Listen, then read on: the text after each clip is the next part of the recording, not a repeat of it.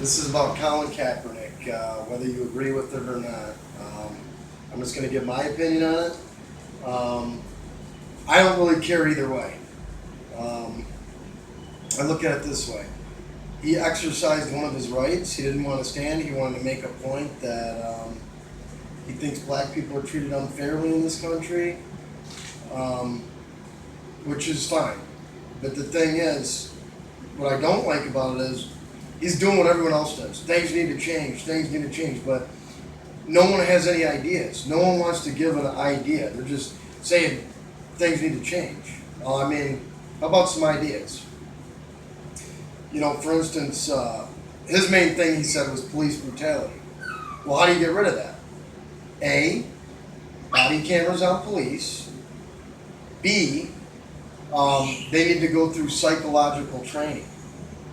As far as like, what would you do like if you've seen a black person in this situation, if you've seen a white, it's got to be like some kind of psychological questions that the police undergo.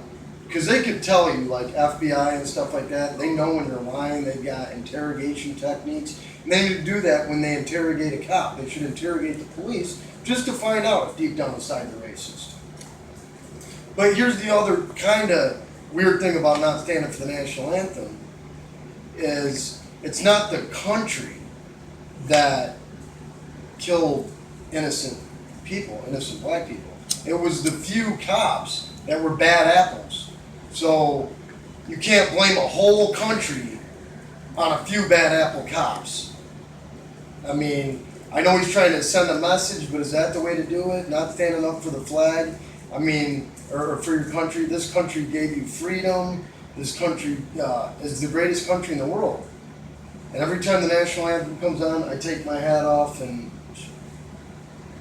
I mean, I don't know, to each their own. But he does have, I'm not mad about it, because he has that right. It's called freedom of speech. You know, freedom of religion, things like that. You have that right.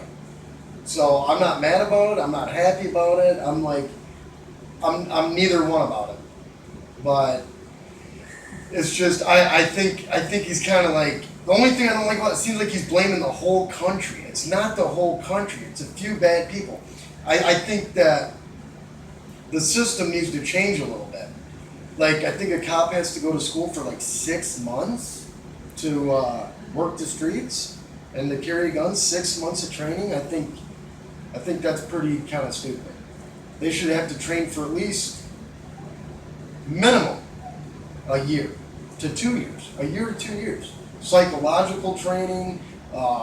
They need to be interrogated as far as just to find out if they've done anything racist in the past. Interrogate their family, interrogate their friends, ask people. You know, there's not enough. They just let anybody be a cop.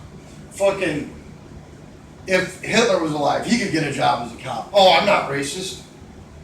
You know, you'd have to prove it. You'd have to give him psychological training. Then you could find out. So, I mean, that's the only way you're going to change anything. And that's the only way anything's going to ever change.